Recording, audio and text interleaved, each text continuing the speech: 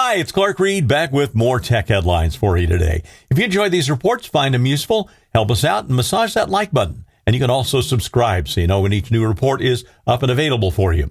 Well, with Windows 10 end of support date looming large for this October 14th, here's some good news for those that don't want to upgrade to Windows 11 or who can't. Until recently, Microsoft had also said that users running Microsoft Office apps on Windows 10 would lose support on that date, whether they were using the continually updated Microsoft 365 versions of those apps or the buy once and own forever versions included in Office 2021 or Office 2024. Now, ArsTechnica.com says that Microsoft has eased back on that policy, and Windows 10 users of the Microsoft 365 apps will still be eligible to receive software updates and support through October 2028, quoting Microsoft, that is, in the interest of maintaining your security while you upgrade to Windows 11, unquote. Windows Defender malware definitions will also continue for Windows 10 through at least October 2028. Apple iPads leading the global market for the first quarter with 14% growth year over year.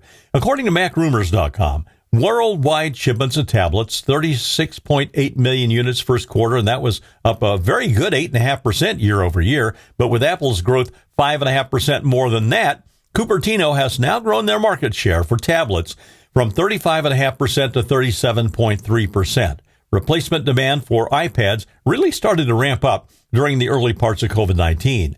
Apple's no doubt keeping a sharp eye on Chinese maker Xiaomi, as their growth was 56.1% year over year. At 3.1 million units, though, compared to Apple's 13.7 million last quarter, Apple does have some breathing room. One of the best reasons to keep your software up to date, particularly when it comes to mobile operating systems, is security, of course.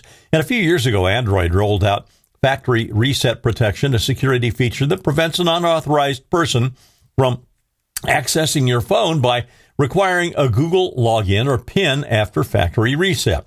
If someone fails those logins, they can't complete the setup, meaning they can't sell your phone that they may have stolen. Now, ZDNet.com says Google has indicated it is further hardening factory reset protections.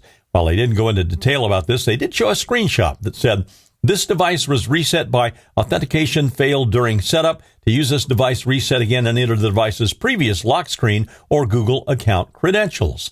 The hardening will come later this year, so it may not make it into Android 16, which is due out in a few months. Sony has now sold almost 78 million PlayStation 5s since the first ones went on sale in 2020, but the company is looking at a fall-off due to the tariffs. And Gadget.com notes that Sony shipped 2.8 million units in the past quarter. That brings the PS5 in line with the PS4, which sold 79 million in a similar time frame. The good news for Sony is that game sales are up 9%. The downside, well, they're projecting a $100 billion drop in sales next year due to the tariffs. Sony has considered passing the Trump tariff hikes on to buyers, but hasn't made that decision as yet. The company's already raised the price of the console in other territories, including Europe, but U.S. increases are extremely rare. Sony also said in an earnings call they will consider building the gaming systems in the U.S. going forward if that becomes necessary. I'm Clark Reid, and you're Technified for now.